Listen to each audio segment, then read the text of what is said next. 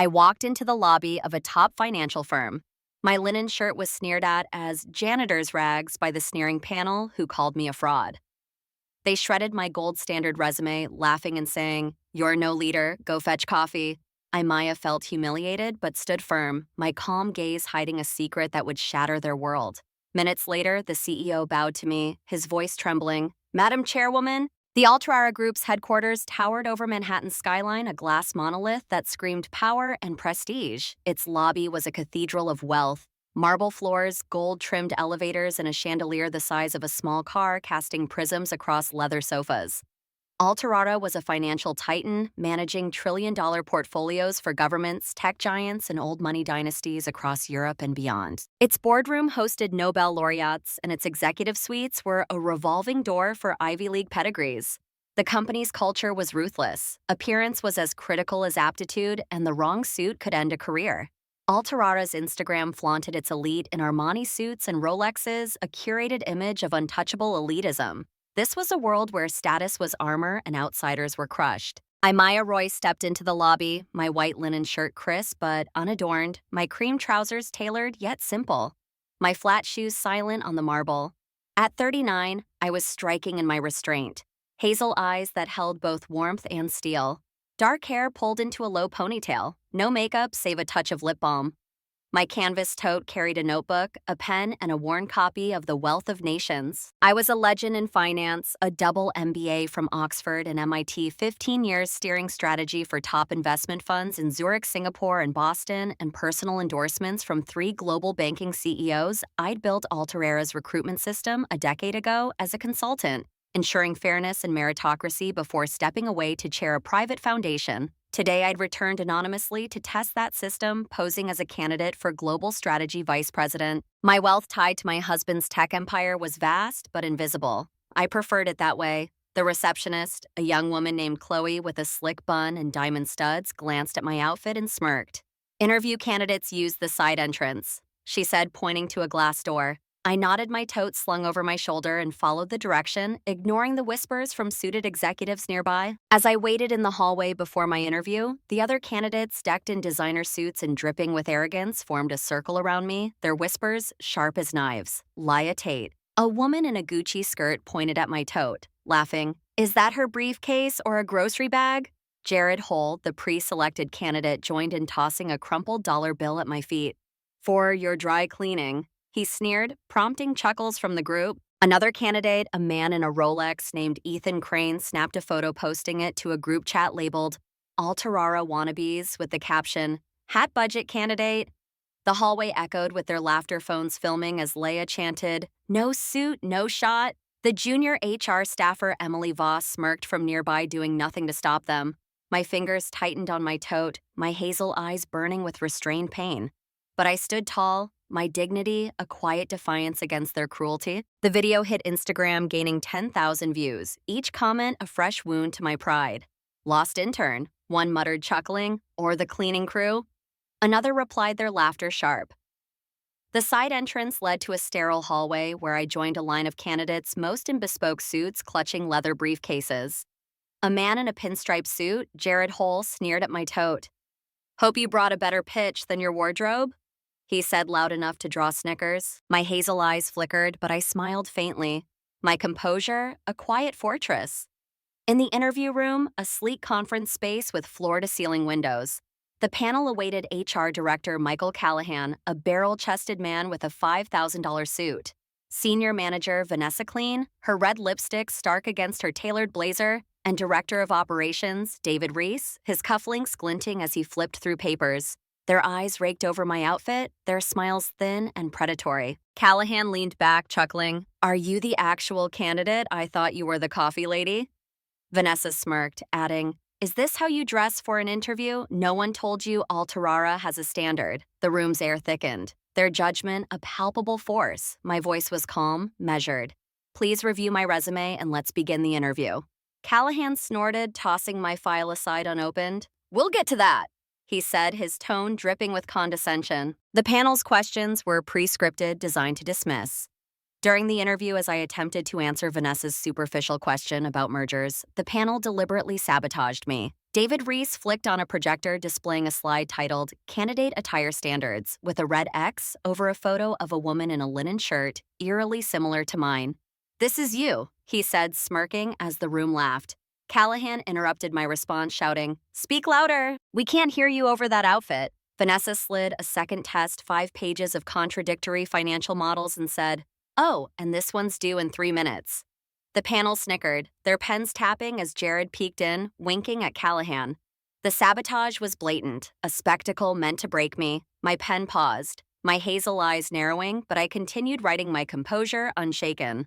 The slide was screenshotted, posted to the Altarara elites, Slack captioned, "Crashed dressed to fail." Each share a public crucifixion of my dignity. Describe your experience with high-stakes mergers. Vanessa asked, her pen tapping impatiently. I began detailing my role in a $50 billion deal in Singapore, but David cut me off. "That's enough," he said, smirking. "Sounds like assistant-level work." The panel exchanged glances, their amusement clear. Then Callahan slid a 10-page financial analysis test across the table. 5 minutes, he barked. "Let's see if you're worth our time." The test was impossible. Dense equations, contradictory data, a trap meant to fail. I scanned it, my hazel eyes narrowing, but I wrote steadily, my pen precise. When time was called, Vanessa snatched the papers, barely glancing at them. "You're not a fit for our leadership culture," she said, her voice final. "Wrong attire, no presence, and frankly, you bombed the test." Before I could respond, Jared Hall, the candidate waiting outside, strutted in his pinstriped suit, gleaming. He'd been pre-selected, his interview a formality after a $200,000 donation to Callahan's private fund. Jared winked at Vanessa, who smiled back, sliding his file to the top. "Now this is leadership material," she said loudly, ensuring I heard. The panel laughed. Callahan clapping Jared's shoulder. "You're our guy," he said, ignoring my presence. The room's hierarchy was clear. Money and flash trumped merit. I stood my toad in hand and tilted my head, my voice low but firm. "I don't know of any candidates so exceptional that the panel would overlook all standards from experience to ethics, but if an envelope is enough to sway a decision, then today's test is no longer necessary." The room froze. Callahan's face reddened, his fist slamming the table as he stood. "Are you insinuating we accept bribes?" he roared. "Do you know who you're speaking to? This is a leading financial conglomerate, not a marketplace for cheap accusations." Vanessa's smirk vanished. Her pen dropping, David leaned forward, his voice icy. "You've got some nerve, lady. No wonder you're dressed like a nobody." The other candidates in the hallway, peering through the glass, whispered, "She's done." But I didn't flinch. I looked Callahan in the eye, my voice slow and even. "I know exactly who I'm speaking to," I said, "and even more clearly, who doesn't deserve a seat at this table." The silence was deafening, the panel's confidence cracking their eyes, darting nervously. As my words hung in the air, Vanessa leaned toward David, her whisper loud enough for the room. "She's probably some disgruntled clerk fishing for a lawsuit," she said, smirking. "Look at her. Bet she typed her resume at a public library." The panel laughed, their voices sharp, as Jared joined in tossing a mock salute at me. "Better luck at the temp agency," he said, high-fiving David. The hallway candidates snickered, phones out, filming the exchange for a private Slack channel labeled Altarara Elites. The video spread, instantly captioned, "HR Coffee Lady Crashes." Each comment, "What a loser, fire her already." A fresh wound. My fingers tightened on my tote, my hazel eyes steady, but the humiliation was a living thing wrapping around me like smoke. I didn't speak my dignity, a shield against their cruelty. The panel's mockery escalated. Callahan, still fuming, grabbed my test and tore it in half, tossing the pieces onto the table. "This is what we think of your skills," he said, his voice booming. "You're wasting our time." Vanessa stood, her heels clicking, and pointed at my tote. "Check that bag before she leaves," she said to a security guard by the door. "Wouldn't be surprised if she's got company pens in there." The guard, a stocky man named Victor, smirked and stepped forward, his radio crackling. "Open it, ma'am," he said, his tone implying guilt. I calmly unzipped my tote, revealing only my notebook and book, but the guard shook his head, muttering, "Shady." The panel laughed, Jared snapping a photo, the flash catching my face. The image hit Twitter tagged, "Altarara reject, racking up 5,000 retweets in minutes." My jaw tightened, but I closed my tote, my composure unshaken. Outside the glass walls, the other candidates formed a gauntlet, their whispers a chorus of scorn. No wonder she's failing. She looks like she shops at thrift stores. One said a woman in a Gucci skirt named Lia Tate. Another, a man in a Tom Ford suit, added, bet she's never seen a boardroom. Their laughter echoed phones filming as I walked past, my flat silent. Lia posted a TikTok stitching the footage with her commentary. This is why Altarara's elite. We don't let just anyone in. The video hit 50,000 views, each share a public shaming. At the elevator, a junior HR staffer, Emily Voss, smirked. Wrong floor, hun. Janitors used the service lift. The hallway erupted. The candidates' laughter ablaze, but I pressed the button, my hazel eyes fixed on the doors, my calm masking a fire within. The elevator doors hadn't closed when the panel's final jab landed. Callahan stormed into the hallway holding my unopened resume and shouted, "Don't bother coming back! You're blacklisted!" He tore the file in front of the candidates, the pages fluttering to the floor. Vanessa followed, her voice dripping with venom. "And take your little book with you," she said, kicking my copy of The Wealth of Nations toward me. The candidates cheered, Jared yelling, "Back to the library!" The security guard chuckled, his radio buzzing as he muttered, "Thought she'd cause trouble." The video of the resume shredding went viral. Altair Elite's trending. Each comment, "She deserved it. No class, no chance." A fresh wound. I picked up my book, my tote heavy with betrayal, and stepped into the elevator, my head high. But the Altarara group was about to learn who they'd mocked. 10 minutes later, the boardroom doors swung open and Gideon Price, the CEO, strode in. At 50, he was a legend, sharp jaw, silver-flecked hair, and blue eyes that could freeze a room. Gideon had built Altarara into a global powerhouse, his reputation for fairness as fearsome as his intellect. He didn't glance at the panel, his steps deliberate as he approached me, who'd been escorted back by his assistant. A young man named Lucas in a navy suit. The room's air shifted, the panel's smirks fading. Gideon stopped before me, his voice low and resonant. "Madam Chairwoman," he said, bowing slightly, "I apologize for keeping you waiting." The room was a tomb, the panel's faces draining of color. I unbuttoned my coat, revealing a gold-plated badge pinned to my shirt. Chairwoman of the board, Maya Royce. I turned to the panel, my hazel eyes icy but calm. "I didn't come here to apply for a job," I said, my voice cutting through the silence. "I came to assess whether the recruitment system I built remains fair." I paused, my gaze locking on Callahan, then Vanessa, then Jared. And the answer is no. As Gideon's words, "Madam Chairwoman, you..." "One," echoed. The panel's arrogance collapsed into terror. Callahan's face went ashen, his $5,000 suit no shield as he stammered, "Chairwoman, this is a mistake." Vanessa's heels trembled, her red lipstick stark against her pale skin as she clutched the table, whispering, "No one told us." David's cufflinks clinked as his hands shook, his projector slide still glowing with the mocking image of my outfit. I opened my tote, pulling out a tablet, and displayed a live feed of the Altarara elites, Slack exposing their captions, "HR Coffee Lady crashes," #dressed to fail, filled the room. "You built a culture of corruption," I said, my voice calm but lethal, my hazel eyes pinning each panelist. The candidates in the hallway gasped, their phones dropping as Lucas projected my badge on the wall. "Chairwoman of the board," Gideon's blue eyes darkened, his voice a growl. "You're done," he told the panel, their careers evaporating before their eyes. The room's silence was a verdict, their fear a tangible force, as my power reshaped their world. Gasps rippled through the room, the candidates in the hallway frozen, their phones lowering. Callahan's mouth opened, but no words came. Vanessa's heels wobbled, her red lipstick stark against her pale skin. Jared's pinstriped suit seemed to shrink, his bravado gone. I stepped forward, my tote on the table, my voice steady. 10 years ago, I designed Altarara's hiring to prioritize merit, skills, ethics, vision. I said, "Today you've shown me it's a marketplace for bribes and bias." I pulled a folder from my tote, sliding it to Gideon. "This is evidence of payments made to secure positions, including Mr. Holtz." The folder detailed Jared's $200,000 donation, bank transfers, traced to Callahan's account, and emails from Vanessa promising Jared the role. The panel's eyes widened, their hands trembling. Gideon's gaze darkened, his voice like steel. "Effective immediately," he said. "Mr. Callahan, Ms. Klein, Mr. Reese, and Mr. Holt are suspended pending investigation." The security guard, Victor, paled, his radio silent as Lucas escorted him out. The fallout was seismic. By noon, Alterara's board launched a full probe uncovering a network of paid positions and discriminatory practices. Callahan's fund was frozen. His $5,000 suit no shield as he faced fraud charges. Vanessa's LinkedIn was flooded with hashtag bribe queen comments. Her consulting gigs canceled. Jared's finance career tanked. His pinstripe suit a memory as firms blacklisted him.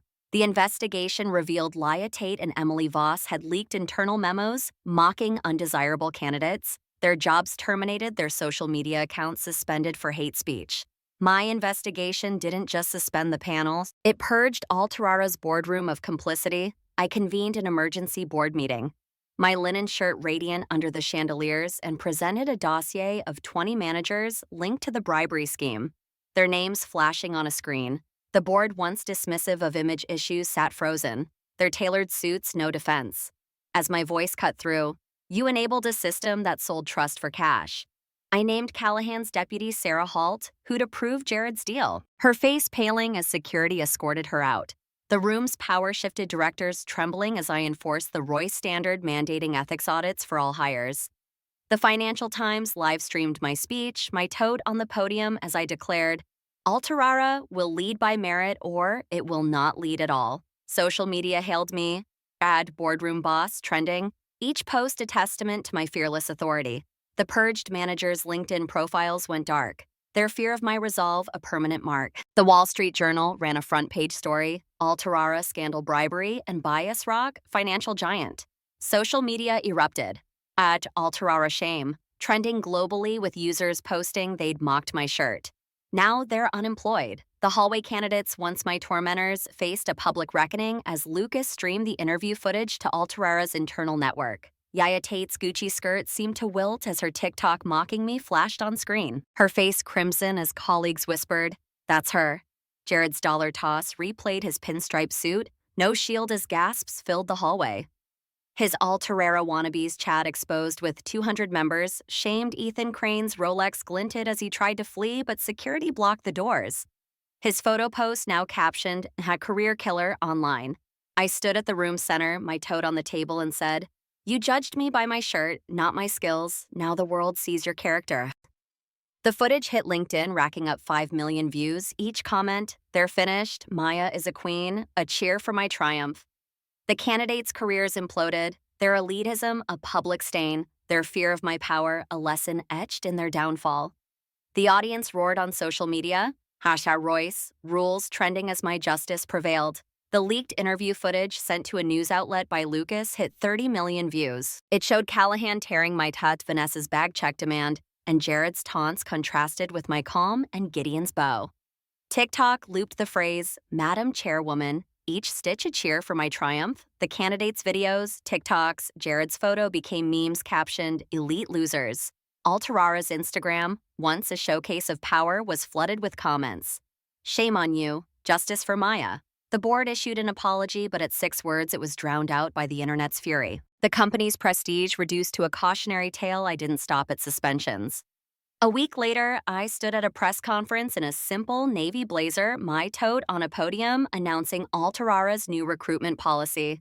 From now on, I said, my hazel eyes steady, applications will be anonymous, no names, no photos, no personal branding. Only skills would matter. The crowd roared, cameras flashing. The policy, dubbed the Royce Standard, banned appearance-based evaluations, mandating blind reviews for all roles.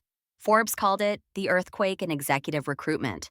And firms like Goldman Sachs and UBS adopted similar measures. My Royce Standard sent shockwaves beyond Alterara, forcing global firms to face their own biases. At a Davos panel, I, my toad at my side, challenged CEOs to adopt blind hiring, my hazel eyes pinning a trembling bank executive who'd once mocked my consulting work. The room's silence was electric. His apology tweeted live, #Maya. Effect trending as 50 firms pledged reforms. Back at Alterara, the panel's desks were cleared, Callahan's awards trashed, Vanessa's designer pens confiscated, Jared's framed MBA tossed in a bin. Employees watched in awe as I walked past, my flat silent, my voice calm. This is what accountability looks like. The Economist cover featured me titled, "The Chairwoman's Revolution," my linen shirt iconic. The perpetrator's fear was palpable. Their names erased from finance, their offices empty as my policy reshaped the industry. Social media cheered users posting, "She scared the suit straight." My power, quiet but seismic, left the guilty trembling in my wake. My influence didn't end with Alterara. My foundation launched a global initiative training 10,000 women in finance to navigate bias. Its workshops packed with stories of discrimination, I oversaw every detail. My notebook filled with ideas, my tote, a constant at seminars. My husband, Nathan Royce, a tech billionaire who'd built a cybersecurity empire, supported me quietly. His Gulfstream parked at Teterboro, but it was my vision that drove change. The boardroom where I'd been mocked was renamed the Royce Conference Center, a nod to my legacy. Letters poured in from candidates worldwide sharing how the Royce standard gave them hope. I read each one, my hazel eyes bright with purpose. Alterara never fully recovered its old sheen. Its stock stabilized, but its culture shifted. The Royce standard rooting out elitism. The company's Instagram now showcased diverse hires, its chandeliers dimmed by my light. Callahan and Vanessa faded into obscurity, their bribes a footnote. Jared's LinkedIn stayed dormant, his bravado buried. Leia and Emily scrambled for retail jobs, their TikToks deleted. The world watched my rise, my white shirt an emblem of resilience. I didn't gloat, I built a fairer system, not with anger, but with grace. Nathan and I spent our evenings in our Brooklyn brownstone, its garden alive with our daughter's laughter. I wore my linen shirt, he his jeans, no tie. They discussed strategy over coffee. My tote on the counter holding a new photo, me at the policy launch, my smile radiant. Our wealth was immense, but our mission was greater. Rooted in a shared belief in fairness, the world knew me now not as a billionaire's wife, but as a force who turned scorn into systemic change. Maya Royce didn't need a title. I was the standard.